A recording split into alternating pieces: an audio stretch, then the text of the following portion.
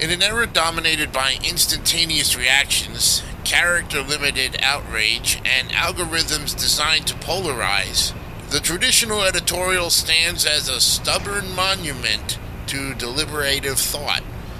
An editorial is not merely an opinion, it is an institutional stance, and it is a carefully weighed argument born from research, debate, and consensus. Yet, as the media landscape fragments, some critics argue that the institutional editorial is a relic of a bygone, top-down era of journalism.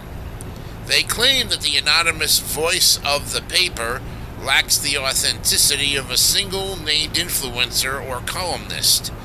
They argue that in a world of personal brands, collective writing feels detached and outdated.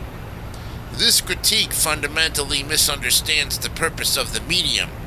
The true power of an editorial lies precisely in its lack of individual ego, and when an editorial board speaks, it strips away the performance of personality. It lays bare a structural argument based on evidence, principle, and collective wisdom. It transitions the conversation from who is saying this to what is the merit of the idea itself. An effective editorial follows a strict, time-tested architecture of persuasion. It opens with a timely, urgent problem, and it establishes historical and social context. And it also acknowledges counter-arguments with fairness and respect. It concludes with a definitive, actionable solution.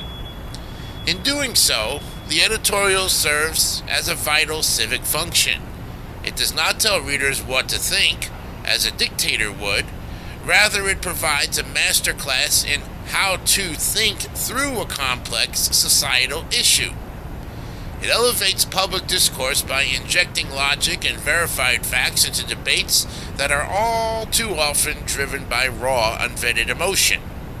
To abandon the editorial format would be to surrender to the chaos of unfiltered noise, and we do not need fewer editorials, we need more readers to engage with them.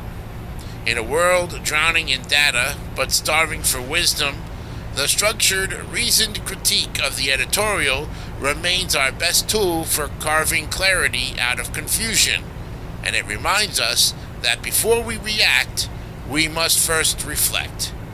What's your opinion? We'd like to know.